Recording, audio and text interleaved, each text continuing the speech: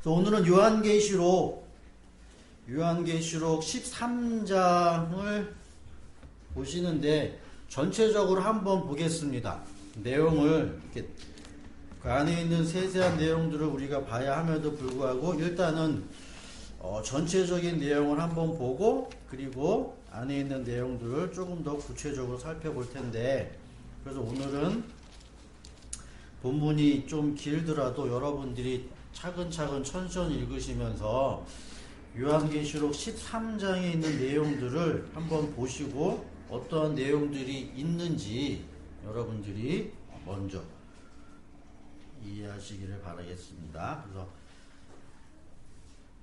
제가 한 절 읽고 여러분들이 한 절 읽고 해가지고 이제 교독해서 13장 그 짐승의 수 666까지 한번 읽어보도록 하겠습니다. 제가 1절 읽겠습니다. 나는 바다에서 짐승 하나가 올라오는 것을 보았습니다.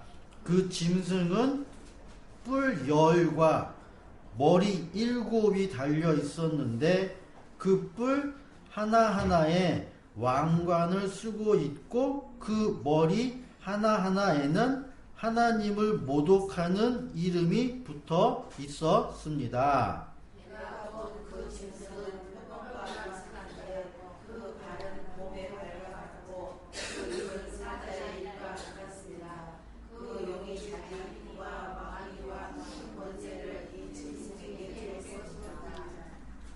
그 머리들 가운데 하나는 치명상을 입은 듯하였습니다. 그러나 그 치명적인 상처가 나으니 온 세상은 놀라서 그 짐승을 따라갔습니다. 여기 그 짐승에게 권세를 주니 사람들은 그 영에 경배하였습니다. 또 그들은 누가 이 짐승과 같으랴, 누가 이 짐승과 맞서서 싸울 수 있으랴 하고 말하면서 그 짐승에게 경배하였습니다. 그 짐승은 큰 소리를 치며 하나님을 모독하는 말을 하는 입을 받고 42달 동안 활동할 권세를 받았습니다. 그 짐승은 입을 열어서 하나님을 모독하였으니 하나님의 이름과 거처와 하늘에 사는 이들을 모독하였습니다.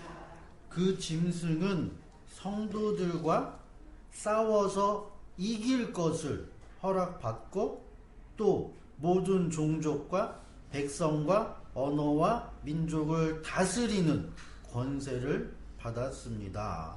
그러므로 땅에 사는 사람 가운데서 죽임을 당한 어린 양의 생명책에 창세 때부터 이름이 기록되어 있지 않은 사람은 모두 그에게 경배할 것입니다. 귀가 있는 사람은 들으십시오. 사로잡혀 장로되어 있는 사람이면 사로잡혀야 할 것이요, 칼을 맞아서 죽임을 당하게 되는 사람이면 칼에 맞아서 죽임을 당할 것이다. 여기에 성도들의 인내와 믿음이 필요합니다.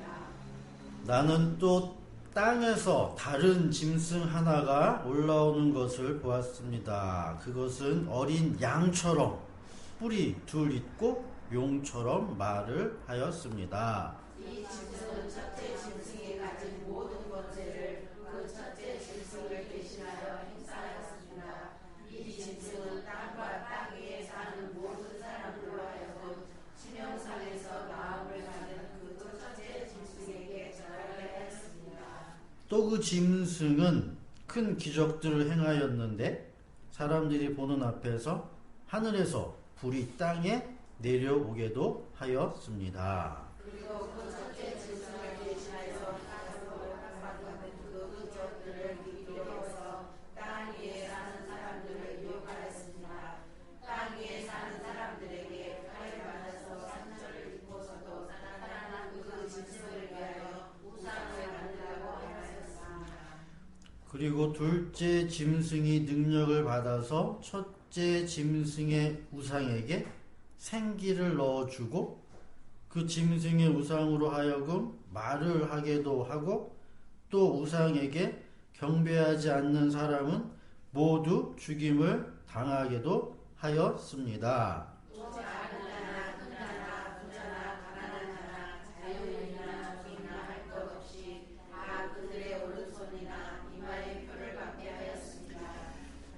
누구든지 이 표를 가진 사람은 곧 그 짐승의 이름이나 그 이름을 나타내는 숫자로 표가 찍힌 사람이 아니면 아무도 팔거나 사거나 할 수 없게 하였습니다.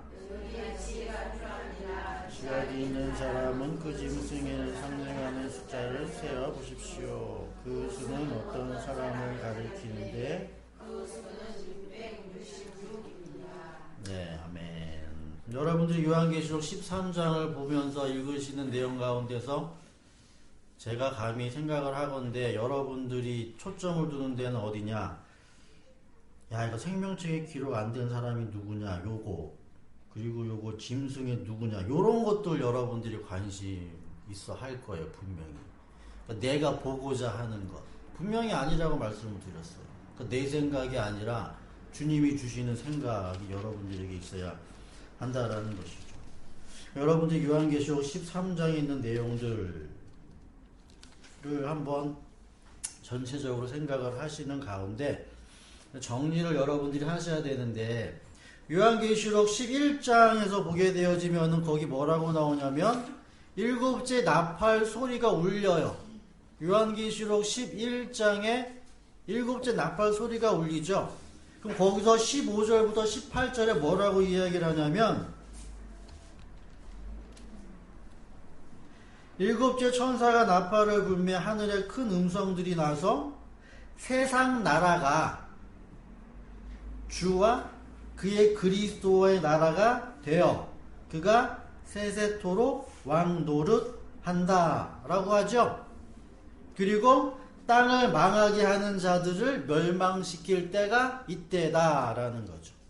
그럼 일곱째 나팔 소리가 불렸다라는 건 안식이죠.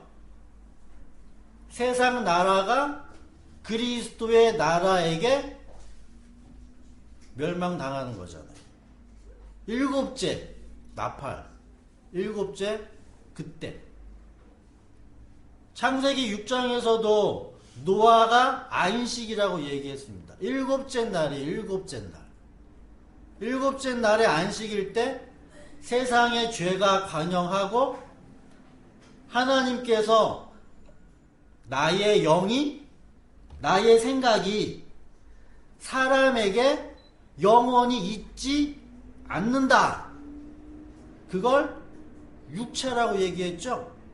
그러니까 일곱째 날에 땅이 멸망한다는 얘기죠. 그러니까 하나님의 영이 사람에게서 떠난다는 얘기예요. 완전히 이 땅은 멸망이 되고 하나님의 나라가 승리하고 세워지는 때가 일곱째죠. 그래서 요한계시록에서는 그 일곱째 나팔 소리가 불릴 때의 내용들을 쭉 이야기를 하잖아요.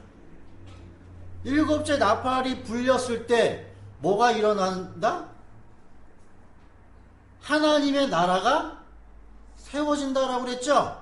그럼 하나님의 나라가 어떻게 세워지냐?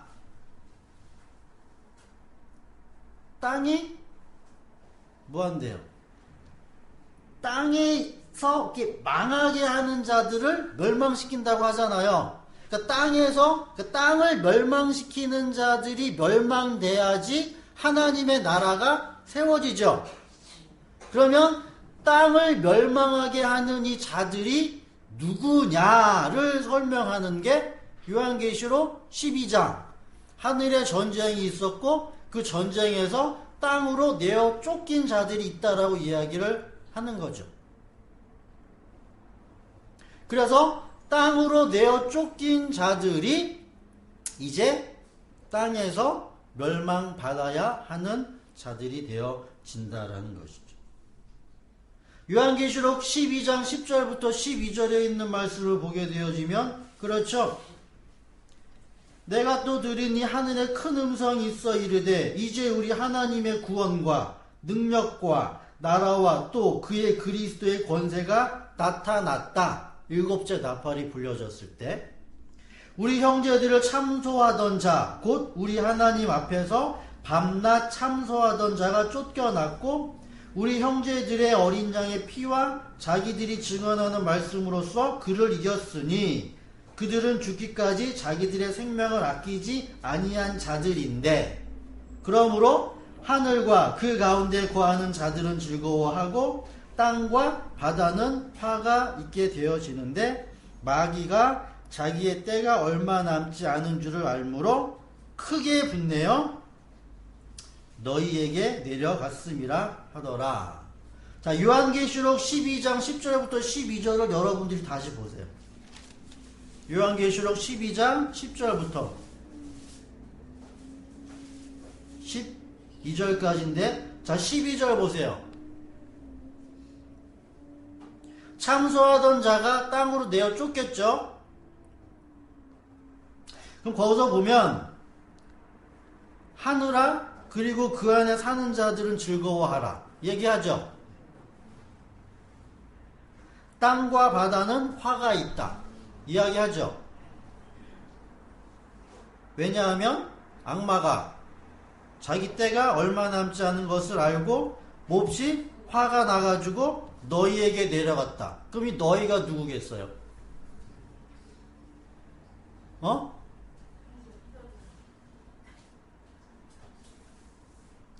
자, 하늘은 즐거워해요. 그럼 땅과 바다에게는 화가 있는데 마귀가 자기의 때가 얼마 남지 않음을 알고 분이 나가지고 너희에게 갔대잖아요. 그럼 그 너희가 누구냐고. 자, 그럼 하늘에 있는 자들은 누구예요? 하늘은 즐거워하래잖아요.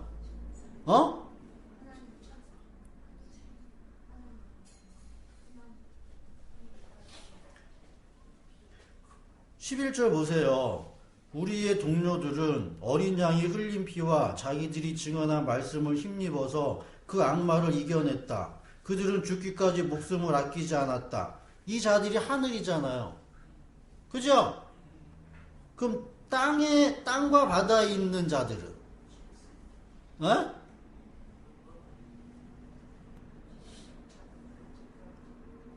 하늘에 있는 자들은 하나님의 성도고, 그럼 땅에 있는 자들은 아직 하나님의 성도가 아닌 사람들이겠냐라는 거죠. 이게 세대주의적 해석이잖아요. 앞으로 되어질 일, 지금까지는 아직 안 일어난 일인데 이 미래에, 그래서 미래의 일곱째 나팔이 언젠가 불려지게 되어지면 우리들은 하나님의 백성이기 때문에 우리들은 이미 하늘로 갔어요. 이렇게. 근데 아직 예수 안 믿는 사람들은 이 땅에 이렇게 남아있다고요. 그럼 마귀가 이 땅에 있는 자들을, 근데 그들은 뭐 할 자들이에요? 구원받을 자들이야. 그 자를 괴롭히려고 마귀가 분이 나가지고 이 땅에 이렇게 온 거냐라는 거죠. 제가 무슨 이야기를 하는지 이해하시겠어요? 우리들은 이미 하나님의 자녀이기 때문에 우리들은 마귀의 피해를 안 보고, 아직 안 된 사람들은 마귀의 그런 고통과 고난 가운데서 힘겹게 이 땅에서 사는 걸 이야기하냐라는 거죠. 그럼 뭐예요?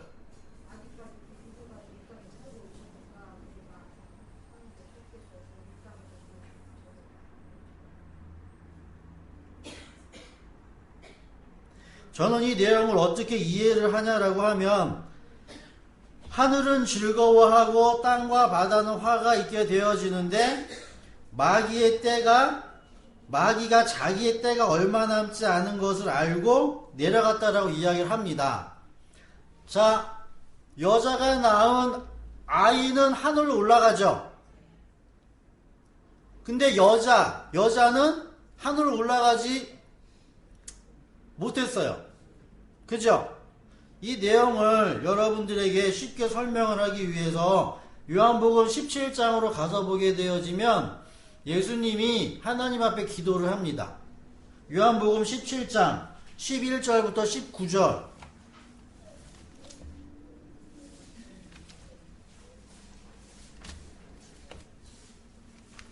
요한복음 17장 11절부터 19절까지 보도록 하겠습니다. 11절부터 19절 다 함께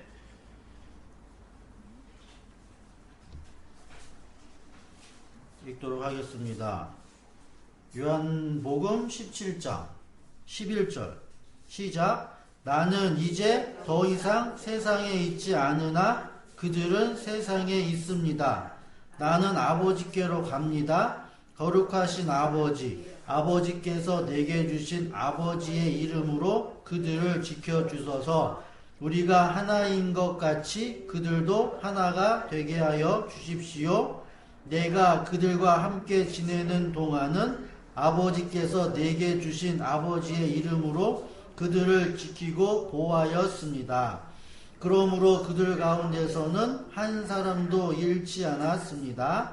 다만 멸망의 자식만 잃은 것은 성경 말씀을 이루기 위함이었습니다. 이제 나는 아버지께로 갑니다. 내가 세상에 이것을 아뢰는 것은 내 기쁨이 그들 속에 차고 넘치게 하려는 것입니다. 그들에게 아버지의 말씀을 주었는데 세상은 그들을 미워하였습니다. 그것은 내가 세상에 속하여 있지 않은 것과 같이 그들도 세상에 속하여 있지 않기 때문입니다. 내가 아버지께 비는 것은 그들을 세상에서 데려가시는 것이 아니라 악한 자에게서 그들을 지켜주시는 것입니다. 내가 세상에 속하지 않는 것과 같이 그들도 세상에 속하지 않았습니다. 진리로 그를 거룩하게 하여 주십시오. 아버지의 말씀은 진리입니다. 아버지께서 나를 세상에 보내신 것과 같이 나도 그들을 세상으로 보냈습니다. 그리고 내가 그들을 위하여 나를 거룩하게 하는 것은 그들도 진리로 거룩하게 하려는 것입니다. 이 내용을 보게 되어지면 예수님이 뭐라고 이야기를 하냐면 나는 아버지께로 가는데 너희들은 내가 안 데려간다라는 거예요. 그러니까 쉽게 말하면 그런 내용입니다. 여러분들이 하나님을 믿고 그의 아들 예수 그리스도를 믿는 순간에 여러분들은 붕 딱 떠가지고 하늘로 가는 게 아니란 얘기죠. 그러니까 여러분들이 하나님의 영이 여러분들과 함께 있는 그 순간에 이미 여러분들은 하늘에 있는 거죠. 근데 이 육체, 이 땅에서 태어난 이 육신은 여전히 살고 있죠? 그죠? 그러면 그리스도의 영과 함께 있는 나는 하늘에 있지만 마귀는 이 하늘을 쫓아오지는 못한다는 얘기예요. 그래서 이 마귀는 누구를 공격을 하느냐? 이 땅에서 살고 있는 나를 마귀가 싸우려고 있게 되어진다는 얘기죠. 마귀의 때가, 마귀가 자기 때가 얼마 남지 않았다라고 하는 그 말은 내가 이 세상에 살고 있는 그 기간이에요. 그게 마귀의 때예요. 마귀의 때. 내가 이 세상에 살다가 내가 이 세상에서 없어지죠? 그럼 마귀와 나와 상관이 없죠? 그럼 끝이에요. 근데 내가 이 세상에 살고 있는 동안에는 항상 가시처럼 마귀가 나를 괴롭힌다는 얘기죠. 그 괴롭히는 게 어떠한 괴롭힘으로 오게 되어지는지를 여러분들이 보셔야 하는데, 그래서 골로새서 1장 21절부터 29절에 있는 말씀을 보면 사도 바울이 이렇게 이야기를 합니다. 골로새서 1장 21절부터 29절이에요. 다 함께 볼게요. 골로새서 1장 21절, 21절부터 29절.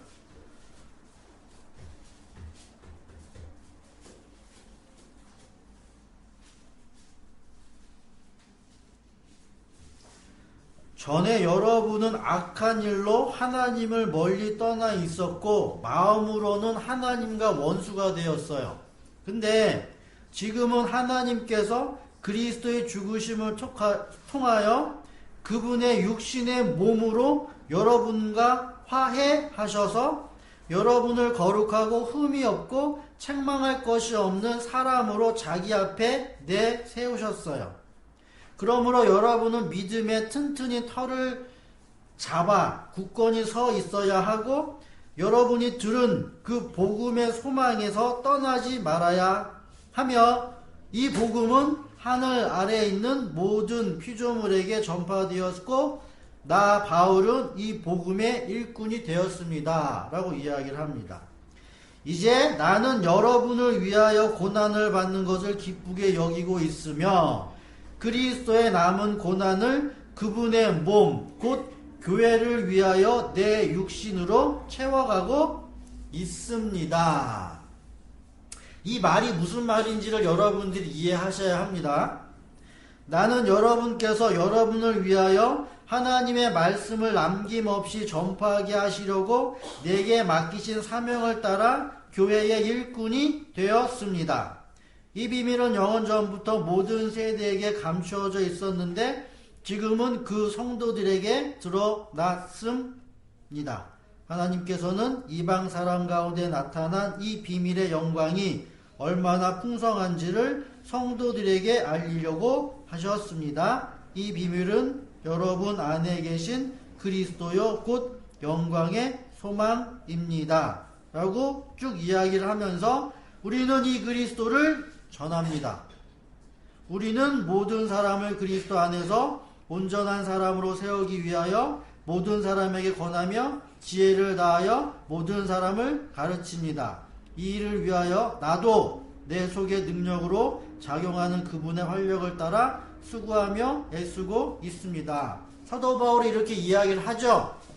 그리스도의 남은 고난을 내 육체에 채운다라고 하는 그 말은 내가 교회를 위하여 애쓰고 힘쓴다라는 얘기예요.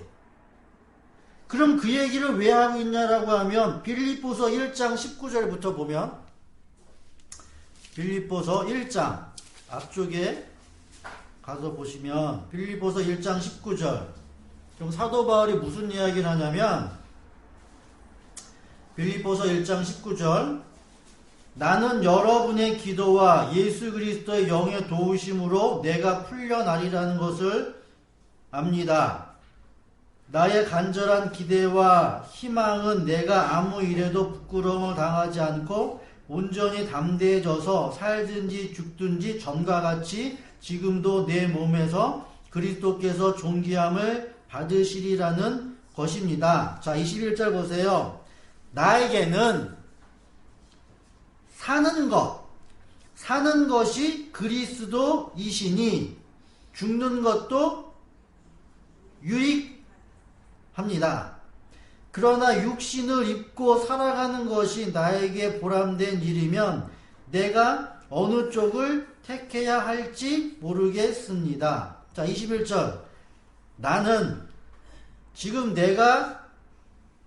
이건 육신적인 말을 의미하는 거예요. 내가 지금 사는 것이 그리스도와 함께 사는 거예요. 근데 난 그냥 죽어도 유익하대요. 죽고 싶다는 얘기예요. 이 썩어질 이 몸은 이 땅에 박혀있죠? 내 영은 하나님과 함께 이렇게 살기를 원하는데 나는 이 세상에서 마귀에게 가시의 그 고통을 받으면서 사는 게 힘들겠죠? 난 죽고 싶다는 얘기예요. 그러면서 육신을 입고 살아가는 이것이 나에게 보람된 일이면 그럼 뭐가 나에게 보람된 일이냐? 그래서 나는 어느 쪽을 택해야 할지 모르겠다 라고 이야기하죠. 아, 죽어야 되냐 살아야 되냐 이렇게. 23절 나는 이 둘 사이에 끼어 있습니다. 내가 원하는 것은 세상을 떠나서 그리스도와 함께 있는 것입니다. 그것이 훨씬 더 나은 것. 그런데 내가 육신으로 남아있는 것은 누구 때문이다? 이웃 때문이다. 이웃. 형제, 자매.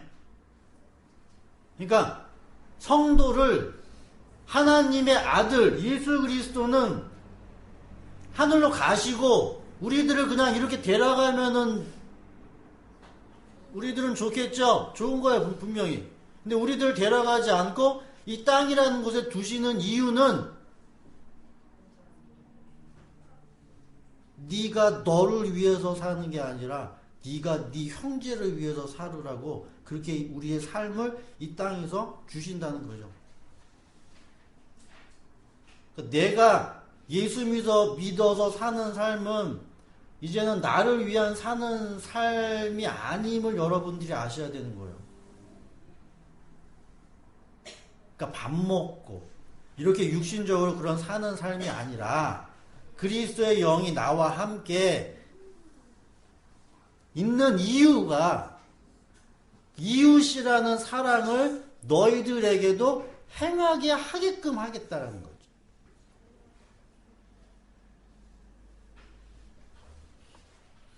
그래서 요한계시록 12장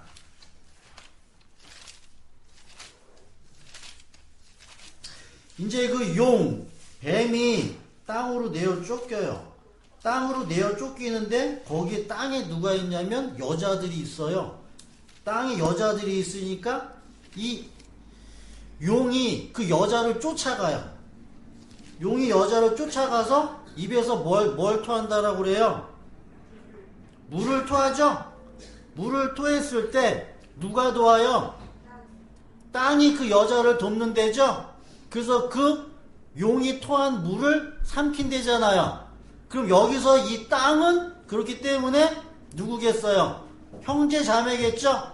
이미 하나님의 은혜를 맛보아 알게 되어진 형제 자매들이 지금 땅에 있는 거예요. 땅에 이렇게 같이. 그리고 그들이 그 여자를 돕는 거예요. 그래서 양육을 시키는 거고요. 가르치고 알게끔 하고 배우게 한다라는 거죠.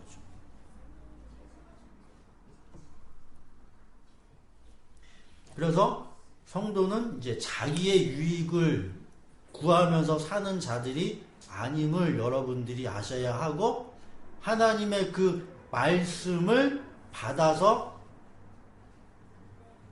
전달해야 하는 그러한 의무가 있는 자들이죠. 그래서 마태복음 28장의 맨 마지막에 이야기한 거나 누가복음이나 요한복음이나 마가복음에서 이야기하는 것, 너희는 몇 날이 못 되어 성령을 받을 거다. 기다려라. 때가 되어지면 너희들이 뭐한다? 사마리아와 온 유다와 땅끝까지 이르러 내 증인이 된다. 증인. 하나님의 아들은 하늘에서 통치를 하시는 거고요. 이제 그 통치를 하나님께서 하나님의 자녀들에게 주시는 거죠. 이 땅에 살면서 그렇게 하나님의 그 일들을 해내라고 우리들을 살게 한다는 얘기죠. 여러분들이 그 일을 하셔야 된다는 거죠. 그게 잘했다, 충성되다, 이 말이란 얘기. 그 말을 듣는 거예요. 그 말을. 그래서 일곱째 나팔 불리고 하나님의 나라, 그리스도의 나라와 세상 나라가 어떻게 일어나게 되어지고 어떠한 일들이 되어지는지를 이렇게 설명하는 것 중에 가장 중요한 게 이제 땅. 그래서 땅에서의 전쟁이 그만큼 중요하게 되어진다라는 거죠. 그러니까 여러분들의 이 육신, 눈에 보여지는 이 육체가 이 땅에서 남아있는 그런 기간 동안에는 그렇게 살아야 하는 거죠. 그걸 두 증인이라고 이야기를 했어요. 두 증인.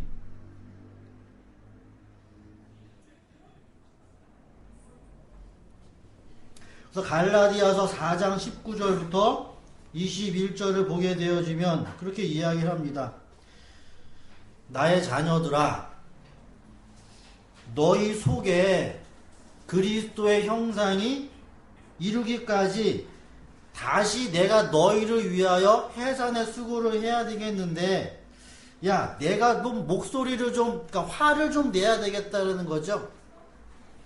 왜 그러냐라고 하면, 니네들이 알고 있는 그 복음이 약간은 좀 이상하다는 얘기예요. 그래서 너희에 대해서 조금 점검을 해봐야 되겠다라는 내용이 갈라디아서 4장 19절부터 21절. 그렇게 주어진 일들을 하는 거죠. 그러니까 교회는 그렇기 때문에 반드시 이 세상에 살면서 책망을 받아야 하는 거예요. 일곱 교회는. 그러니까 여러분들이 세상에 살면서 책망받으려고 하는 그 의미와 여러분들이 교회 안에서 책망받는 그 의미는 다르거든요.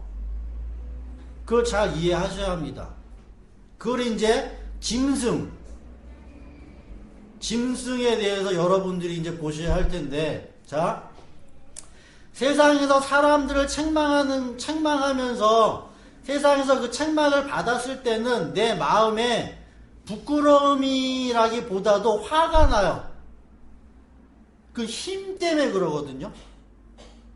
근데 교회 안에서 여러분들이 책망을 받아야 하는 거는 힘에 관한 책망이 아니란 얘기. 그러니까 사랑에 관한 책망이기 때문에 여러분들은 어떻게 해서든지 그 책망들을 받으려고 해야지, 그 책망을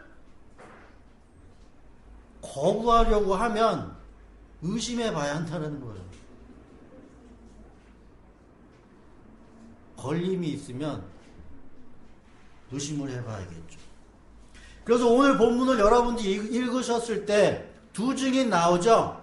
두 증인에 대한 이해를 먼저 조금 하셔야 돼요. 특징이 뭐냐? 13장 1절. 요한계시록 13장 1절에서 보게 되어지면 이 한 짐승은 어디서 올라오느냐? 바다에서 올라와요.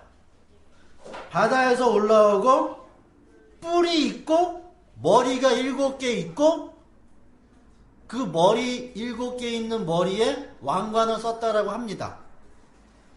이러한 내용은 다니엘서에서 익히 여러분들에게 언급이 되어져 있어요. 다니엘서에서 다니엘 7장을 보게 되어지면 바다에서 올라온 짐승이 나오거든요. 다니엘 7장 여러분들이 이해하셔야 돼요. 정리하셔야 되고, 다니엘 7장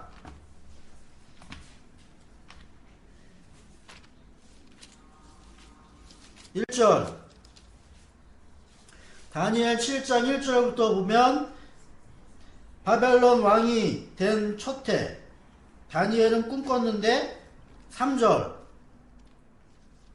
하늘로부터 바람이 큰 바다에 불어 닥쳤고 바다에서 모양이 서로 다르게 생긴 짐승이 올라왔는데 첫째 짐승은 사자, 둘째 짐승은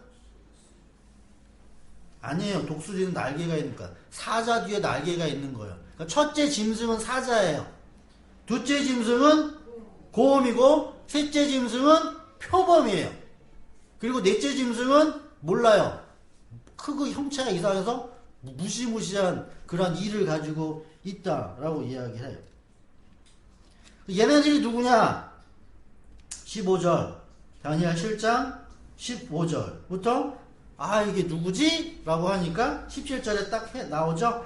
이 큰 짐승 네 마리는 앞으로 땅에서 일어날 내 왕. 이야기하죠. 왕. 메데, 바사, 헬라, 로마. 이렇게 역사적으로 일어나게 될 내 왕이란 얘기. 왕. 그럼 요한계시록에서 말하고 있는 이 바다에서 올라온 짐승도 다니엘에서 이야기하고 있는 내용과 연관성이 있죠? 뿔 있고 머리 있고 왕관 썼잖아요. 그죠? 근데 여기서는 한 짐승이라고 얘기해요. 한 짐승. 근데 사자, 곰, 표범의 모든 형상들 다 갖추고 있죠? 전체적인 모양은 표범 같은데 발은 곰이고 입은 사자라고 이야기해요.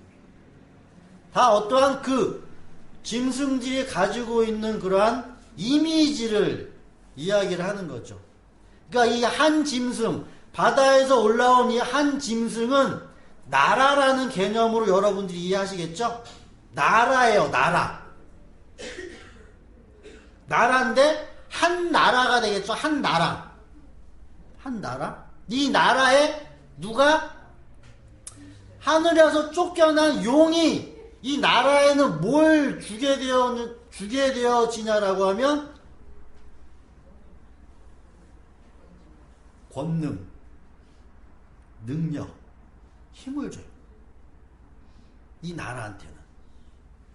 그래서 이 나라가 뭘 하냐라고 하면 신성모독을 하고 그리고 하나님을 향하여 비방을 하고 성도를 이길 권세를 42달 동안 받았다라고 얘기하고 있죠? 요렇게. 그리고 들을 귀 있는 자들은 뒤에 들어라.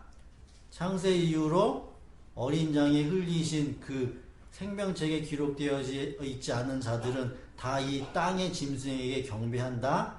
사로잡혀 갈 자는 사로잡혀 가고 칼에 찔려 죽을 자들은 칼에 찔려 죽는다. 이런 이야기들을 쭉 합니다. 이렇게. 그러니까 여러분들의 생각에서 정리를 하실 때 바다에서 올라온 짐승은 용으로부터 힘을 가지고 있는 짐승이에요. 그리고 이 힘을 가지고 하나님을 모독해요. 그럼 이 힘을 가지고 어떻게 하나님을 모독하는지를 여러분들이 이해하시면 되죠. 이게 첫 번째 짐승이에요.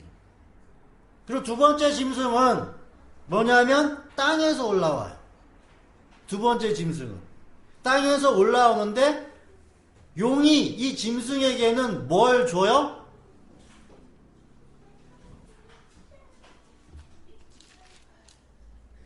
말을 주죠. 말하는 거. 그리고 뭘 줘요? 15절. 생기를 주죠. 그리고 이 땅에서 올라온 짐승은 뭐가 있어요? 어린 양처럼 뿔이 있죠. 그러니까 일찍이 죽은 것 같고 그런데 이 머리가 상하여졌던 머리가 다시 회복되어지는 이러한 모든 내용들이 다 예수 그리스도가 하신 그 모든 일들을 이렇게 흉내내는 일들 다 하고 있는 거예요. 이 짐승들이. 그러면 첫 번째 짐승은 딱 바다에서 올라왔고 용이 힘을 줘요.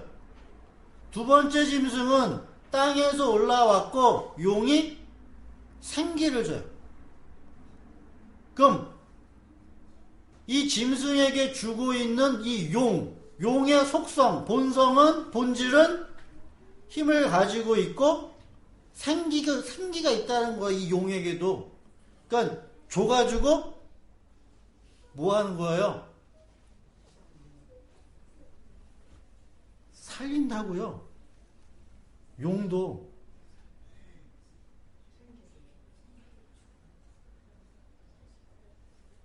이 일을 한다는 거죠. 이러한 구체적인 내용들은 이제 자세하게 여러분들에게 말씀을 드리도록 하고, 그래서 오늘 이 시간에는 여러분이 생각을 하셔야 할 건 뭐냐면, 첫째, 성도는 어떻게 살아야 하는 그 삶이 분명히 성경에서 기록되어져 있어요. 이웃사랑을 실천하라라고 하는 그 말의 의미는 하나님의 말씀을 가지고 성도를 세워야 하는 거예요. 내가 사는 목적은 그거예요. 그런 일이 없으면 안 된다라는 거죠.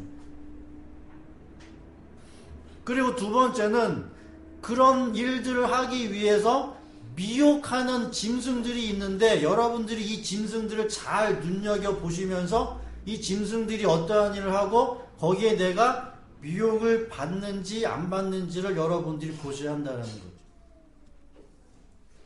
결론적으로 여러분들에게 말씀을 드리면, 첫 번째 짐승은 바다에서 올라온 짐승이죠. 이 바다에서 올라온 짐승은 뭘 가지고 있어요? 힘을 가지고 있죠. 그럼 힘을 가지고 있으면 어떻게 될까요? 내가 힘이 있다. 그럼 뭘 하겠어요, 여러분들이?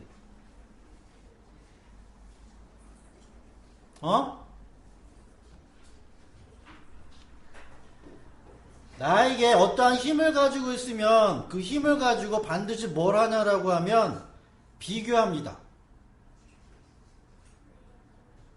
비교해요. 있는 자, 없는 자.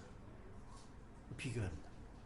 나는 있으니까 너는 없지, 이렇게.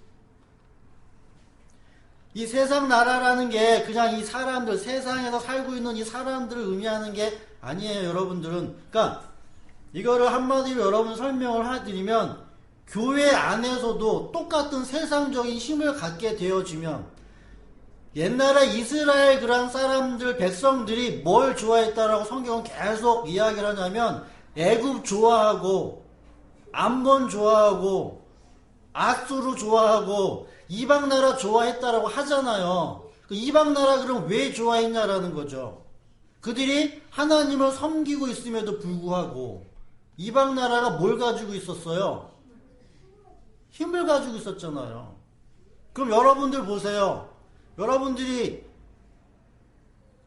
신이라는 그 존재가 어떠한 의미를 가지고 있어요? 강력한 거죠? 내가 누구 믿어요. 그럼 그 신이 나와 함께하면 나에게 그 힘이 미쳐야지만 내가 내 자신을 자랑스럽게 드러내놓을 거 아니에요.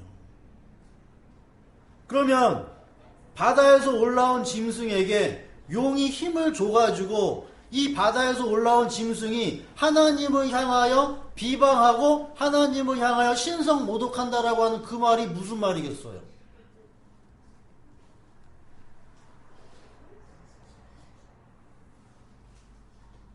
너는 십자가 믿니? 나는 힘 믿는데? 예수님 보고 네 하나님의 아들이니?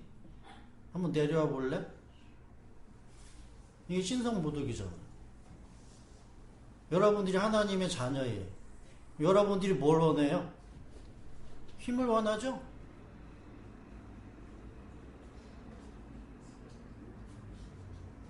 여러분들이 말씀을 그렇게 알려고 하는 그 근본적인 그 밑바닥에 있는 그러한 것들 여러분들 하나 잘 생각해 보시라고. 왜 그 말씀을 내가 가지려고 하는지. 그러니까 모든 인간은 한 사람도 빠짐없이 모든 사람은 다 뭘 좋아할 수밖에 없냐면 힘이라는 걸 좋아할 수밖에 없다고요. 그걸 본질적으로 우리가 알고 있어야 한다는 얘기죠. 근데 십자가라는 사건은 무슨 사건이에요? 죽은 사건이잖아요. 죽은 사건. 그 완전히 반대되는 거 아니에요. 반대되는 거.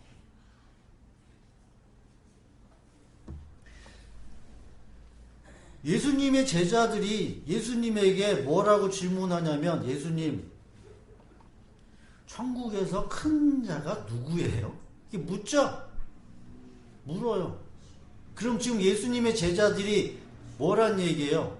바다에서 올라온 짐승과 같은 똑같은 생각을 하고 있는 거 아니에요?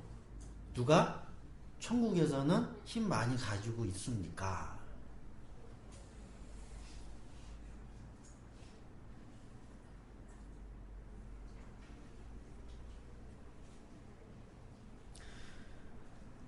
그래서 여러분들이 이 사실을 여러분들 안에서 잘 한번 생각해 보셔야 합니다. 바다에서 올라온 짐승, 그리고 땅에서 올라온 이 짐승이 성도를 죽을 때까지 이거 붙잡고 늘어져요. 그럼 여러분들이 보세요. 저는 어떻겠어요? 나는 십자가만 붙잡고 나는 산다. 이렇게 생각하겠어요, 제가? 저는 그러면 힘 별로 안 좋아하겠어요? 저는 교회 이렇게 크게 되고 부흥되게 되는 거 저는 안 좋아하겠냐고요. 사람들 한 몇천 명 되는데 앞에서 내가 이야기하고 싶은 그런 욕심이 없겠냐고요.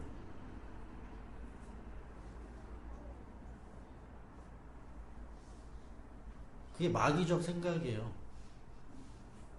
그래서 십자가가 늘 그 생각을 죽이는 거죠. 그러니까 그 십자가가 우리를 죽이지 않으면 우리는 짐승을 경배할 수밖에 없다니까요. 십자가의 은혜가 우리와 함께 있지 않으면 우리는 바로 그냥 땅의 짐승을, 바다에서 올라온 그 짐승을 경배하고 유혹해요. 땅에 올라오는 짐승은 뭐예요? 세상의 그 힘을 너희들이 뭐해라? 가지고 있는 게 좋지 않겠니? 이러고 말로 유혹을 한다니까요. 겉으로는 아닌 것 같지만, 겉으로는. 마태복음 23장. 그래서 예수님이 바리새인과 서기관들에게 이야기를 하면서 하는 그런 모든 내용들이 이 짐승에 관한 이야기들을 담고 있는 거예요. 마태복음 23장 1절부터 보게 되어지면 예수님께서 무리와 제자들에게 말씀을 하셨고 율법학자들과 바리새파 사람들은 모세의 자리에 앉아있는 사람들이다. 그러므로 그들이 너희에게 말하는 것은 무엇이든지 다 행하고 지켜라. 그러나 그들의 행실은 따르지 말아라. 그들은 말만 하고 행하지는 않는다.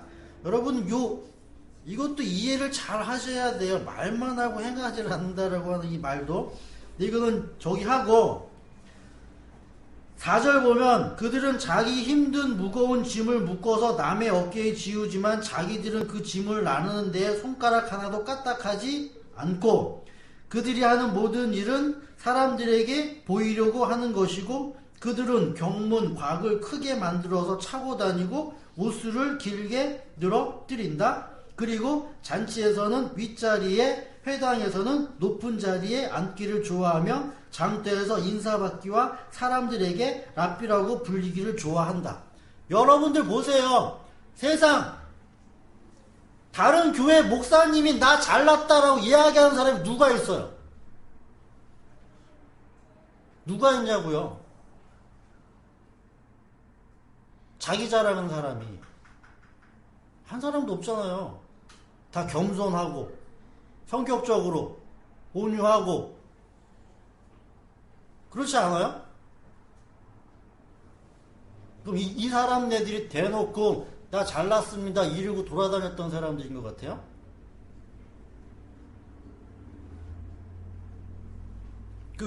우리들의 그 마음 깊숙한 곳에 있는 그 힘, 이거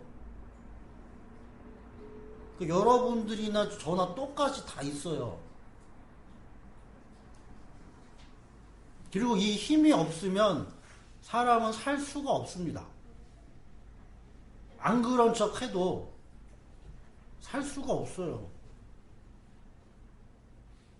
그래서 우리가 십자가만을 의지해야 하는 그 의미는 나는 겸손합니다. 나는 높은 자리가 아니라 낮은 자리에서 삽니다. 이거를 그게 이야기하는 게 아니라 자기에 있는 삶을 그냥 그렇게 드러내놓고 살면 주님께서 십자가로 나를 치시는 거예요, 그냥. 그럼 내가 그냥 죽는 거지. 어떻게 죽어요? 순교하면서 죽겠어요? 하기 싫은데 그냥 맞아서 죽는 거지. 나는 힘있게 살고 싶은데 주님이 나를 죽이니까 어쩔 수 없이 그냥 죽는 거예요. 무슨 내가 내 스스로 내 의지와 내 노력을 가지고 나 지금 뭐 죽어도 한이 없습니다. 십자가 밑에 내가 죽겠습니다. 이런 거짓말이 어디 있어요? 그래서 우리는 십자가에 끌려가요. 끌려가. 아니면 할 수 없고.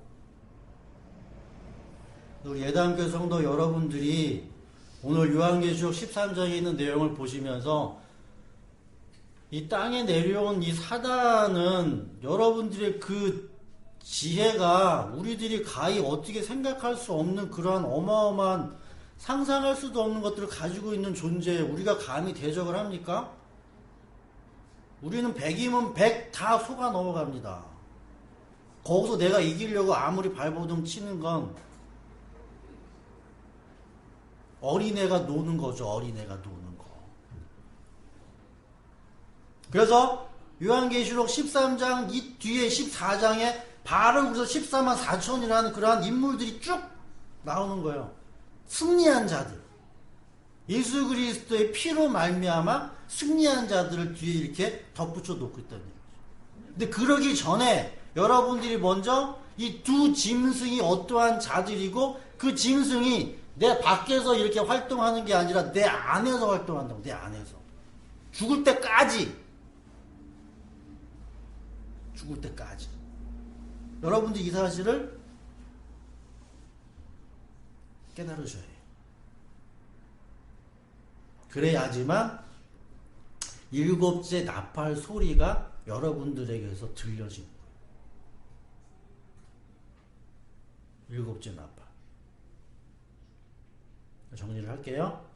두 짐승, 땅에서 올라온 짐승과 바다에서 올라온 짐승은 그리스도의 나라를 그대로 흉내내요. 교회 안에서, 성전 안에서, 예루살렘 안에서 그대로.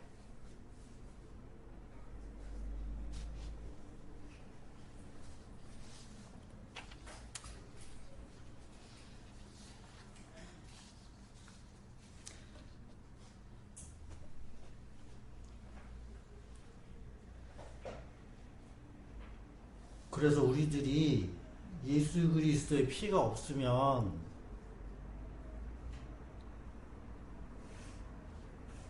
죽을 수밖에 없다는 겁니다. 이 땅에서. 땅에 묶여가지고.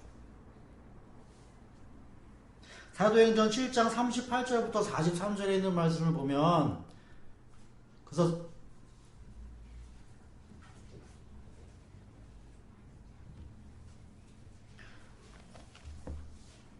어떤 내용이 있냐면 설교를 해요.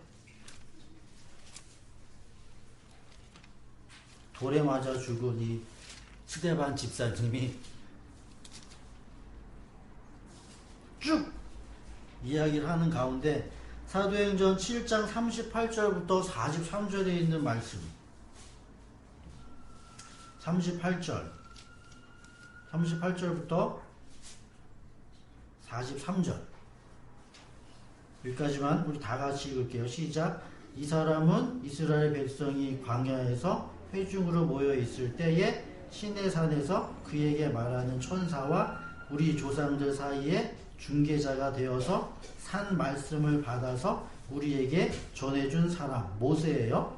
그러나 우리 조상들은 그의 말을 들으려고 하지 않고 그를 제쳐놓고 이집트로 돌아가고 싶어 하였고 그래서 그들은 아론에게 말하여 우리를 인도할 신들을 우리에게 만들어주고 이집트 땅에서 우리를 이끌어내어 그 모세가 어떻게 되었는지 우리는 잘 모르겠다. 그때 그들은 송아지를 만들어 놓고 그 우상에게 희생제물을 바치고 자기들의 손으로 만든 것을 두고 즐거워하였다. 그래서 하나님께서는 그들에게서 얼굴을 돌리시고 그들을 내버려 두셔서 하늘의 별들을 섬기게 하셨다. 이것은 예언자들의 책에 기록된 바와 같습니다. 이스라엘 가문아 너희가 40년 동안 광야에 있을 때에 희생물과 제물을 니네들이 언제 나한테 바쳤냐? 너희는 몰렉 신과 장막과 레판 신의 별을 받들었다. 그것들은 너희가 경배하려고 만든 형상이 아니더냐. 그러므로 나는 너희를 바벨론 저쪽으로 옮겨 버리겠다.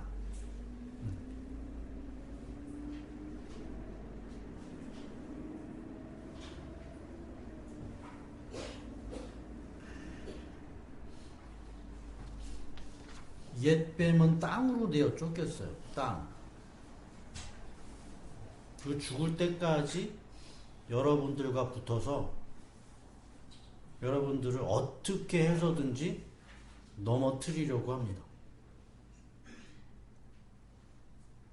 여러분들에게 그리스도의 그 십자가 복음이 없게 되어지면 반드시 우리는 넘어질 수밖에 없어요. 왜냐? 나도 마귀의 자식이기 때문에 그래요.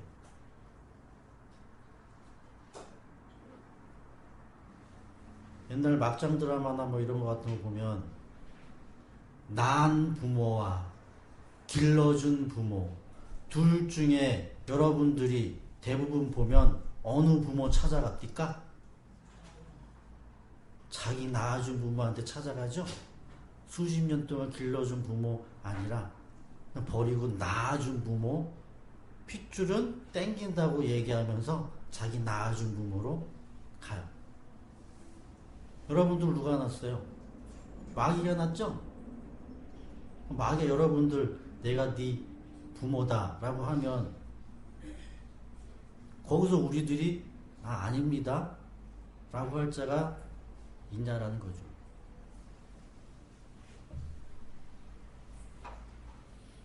한 사람도 없어요.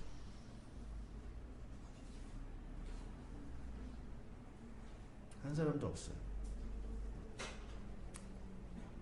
그래서 우리 예단교회 성도 여러분들은 하나님의 말씀을 농담으로 여기지 마시고 그 말씀이 여러분들 안에서 어떻게 살아있는 말씀으로 울려 퍼지는지를 여러분들이 받으셔야 합니다. 그렇지 않으면 땅에 묶여 그냥 육체가 됩니다. 육체가 되는 건 곧 멸망이에요. 멸망. 그런 자들이 한 사람도 없도록 우리 예단교회 성도 여러분들은 기도하시고 간구하시고 이 땅에 사는 그런 목적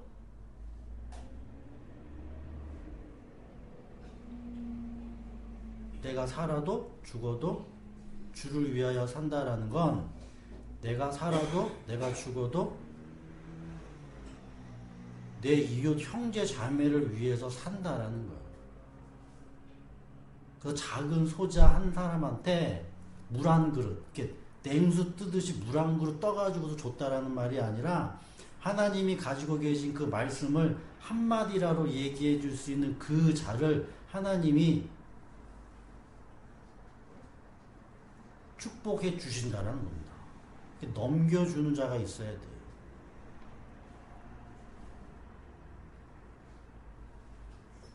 그러한 은혜가 여러분들에게 있기를 간절히 바라고 이런 내용을 여러분들이 읽으세요. 계속 읽어오셔야 돼요. 그리고 여러분들이 생각을 하셔야지만 뒤에 있는 내용들도 짐승의 표를 받는다라는 게 그럼 무슨 이야기고 그 짐승의 수인 666이 무슨 말인지 그리고 거기에 미혹되어져서 거기에 경배되어져 우상 숭배하는 자들이 어떠한 일들을 당하는지 여러분들 안에서 일어나는 일들